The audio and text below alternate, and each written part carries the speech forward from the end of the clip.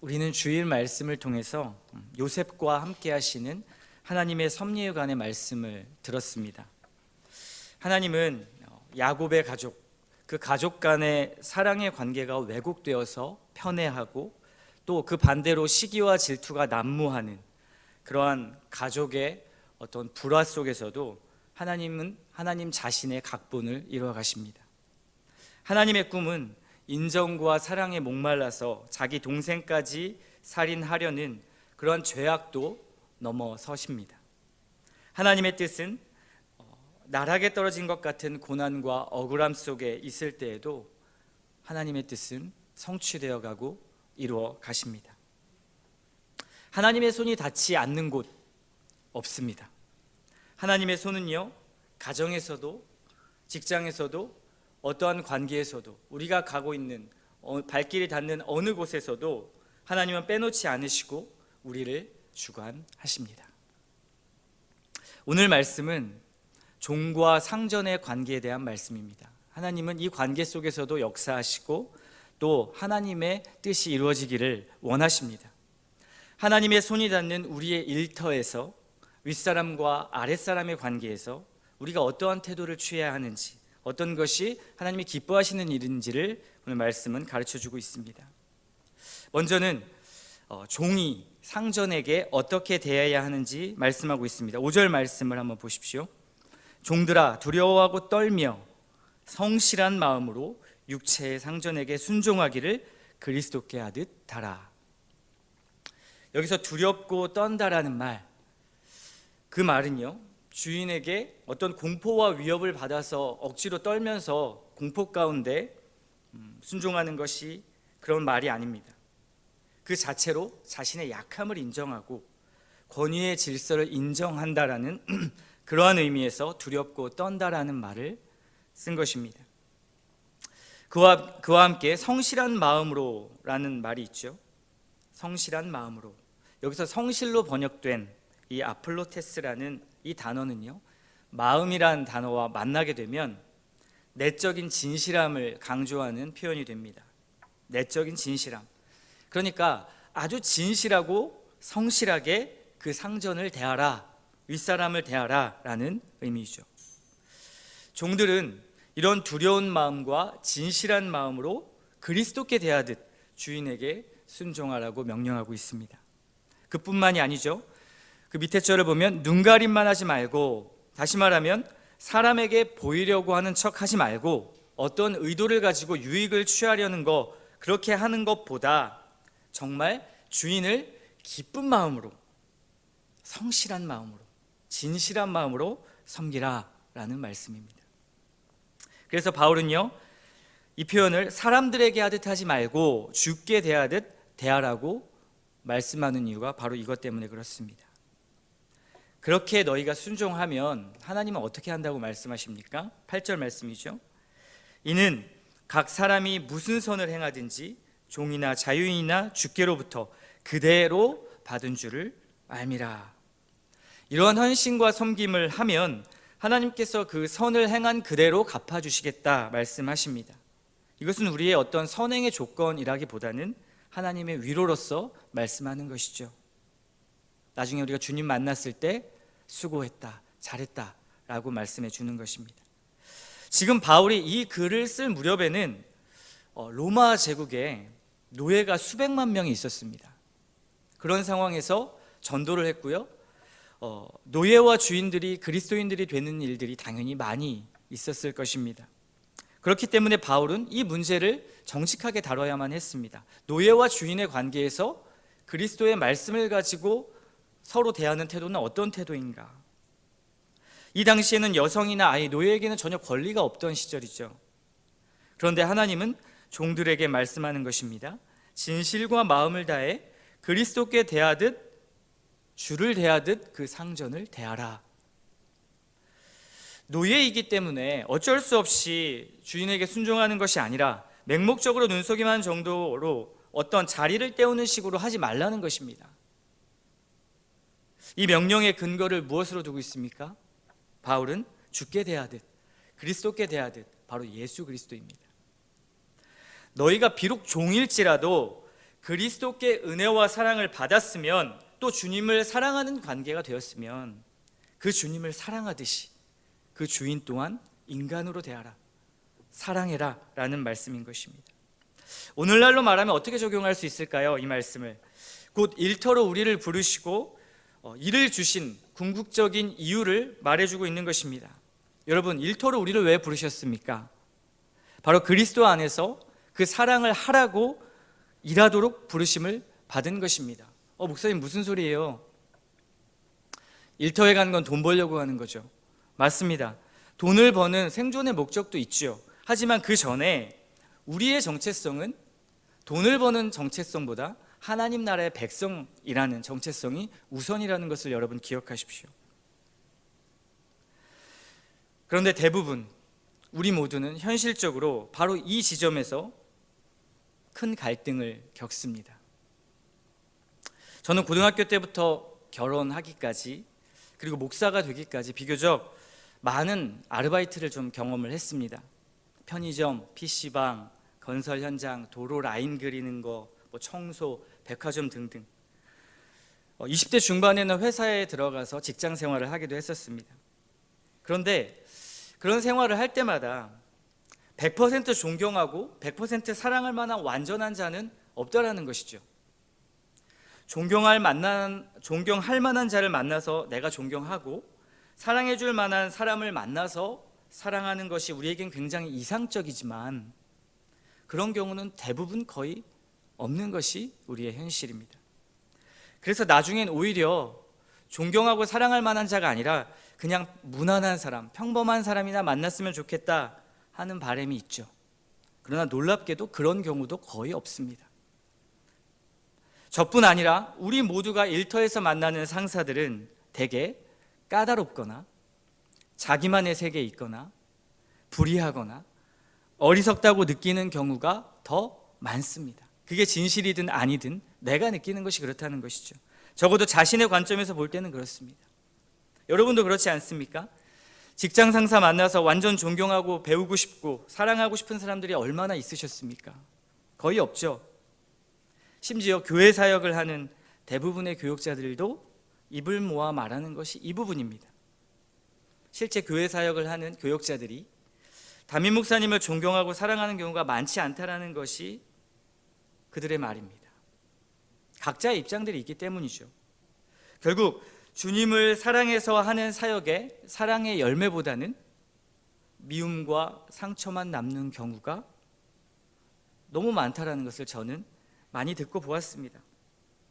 전제해야 될 것은 우리 박 목사님이나 우리 교역자들이 그렇다는 것은 절대 아닙니다. 오해하지 마십시오. 저는 목사님 같은 담임 목사님을 어느 교회에 가도 찾을 수 없다고 생각합니다. 여러분도 그러시죠? 저희 교역자들 정말 많이 배우고 있고 기쁘게 사랑하며 사역하고 있습니다. 그렇죠, 강도사님? 강도사님 휴가 가셨네요. 네, 휴가 가셨습니다. 여튼 일터 대부분에서 실망하는 사람들을 만나게 되고요, 험담할 만하고 비난할 만하고 불평할 만한 사람들을 만나게 될 수밖에 없는 것이 우리의 현실입니다. 때로는 나보다 무능력하고 비효율적이고 열정도 없이 매일 자기 유익만을 찾기 위해서 나를 이용하는 그런 자에게 순종을 해야 하는 경우가 있습니다. 그런 순종은 굉장히 부당하게 느껴지죠. 그렇지 않습니까? 그런 순종 여러분 가능하십니까? 여러분, 이런 직장 상사의 권위까지 존중해야 하는 것이 맞는 것일까요? 이에 대해서 베드로는 이렇게 대답합니다. 베드로전서 2장 18절 말씀을 한번 찾아보십시오. 베드로전서 2장 18절입니다.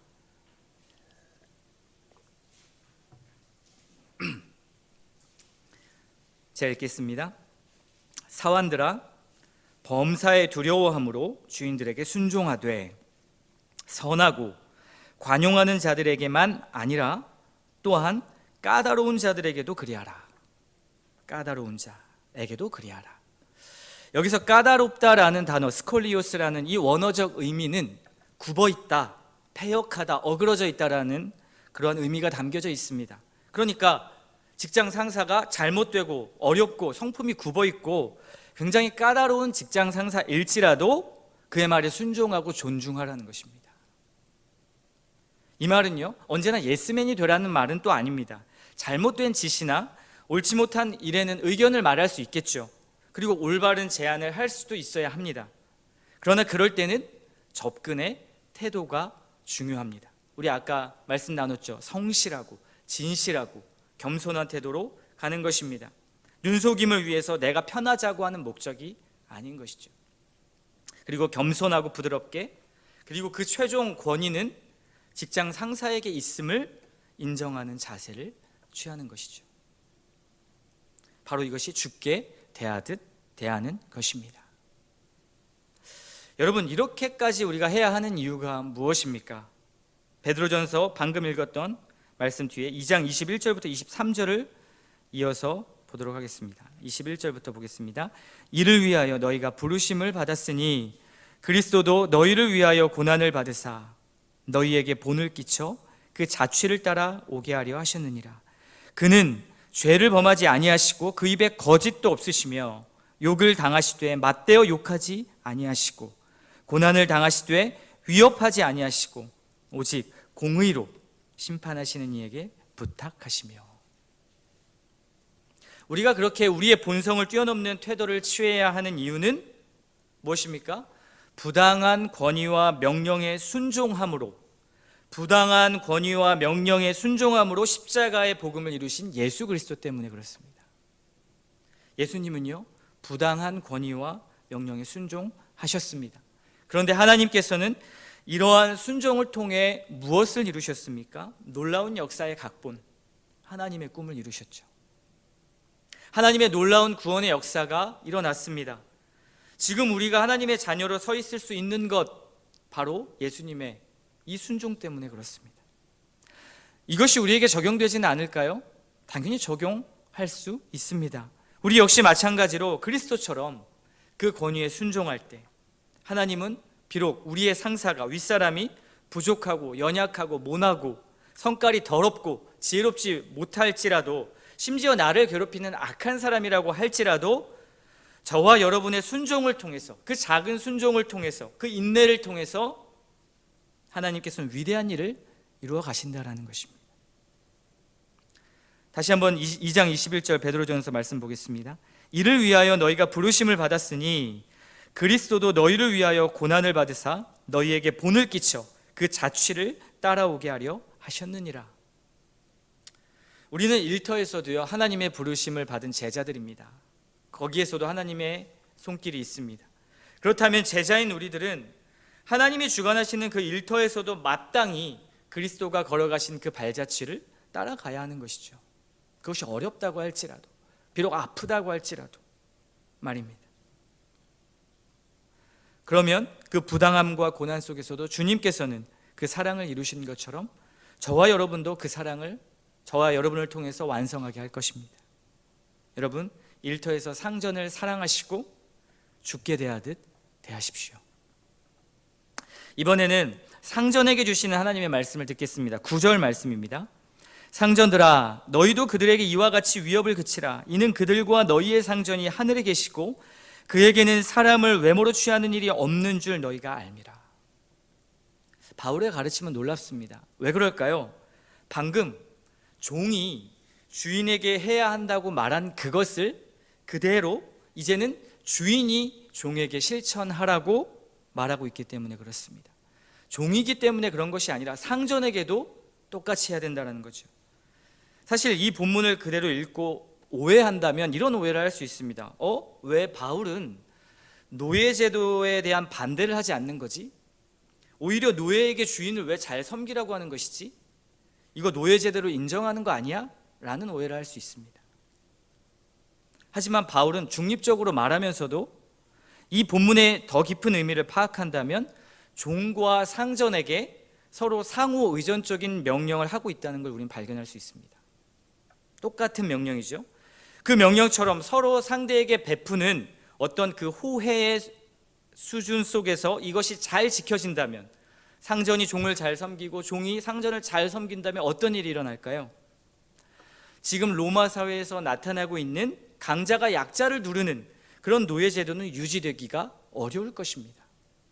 지금 바울은 사실은 이 노예사회를 뒤집는 가치를 말하고 있는 것입니다. 그런 점에서 상전들은 자기의 위치와 권위를 가지고 노예를 어떻게 하면 안 됩니까? 말씀처럼 위협해서는 안 됩니다. 위협.